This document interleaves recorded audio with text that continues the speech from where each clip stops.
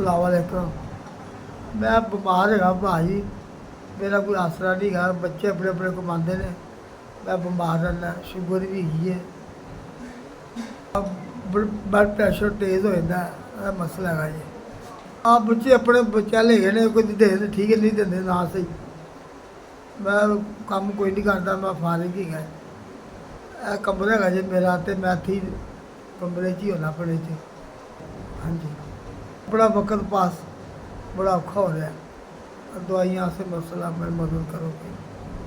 मैं दुआ करांगे तुहाडे हत्थ।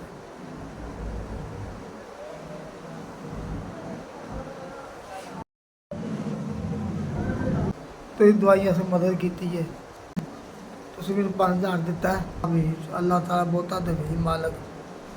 हाँ जी, वड़ते रहो, कभी तंगी ना आवे। आमीन। अल्लाह ताला हमेशा देना च रखे। हाँ, तुहाडा बहुत शुक्रिया।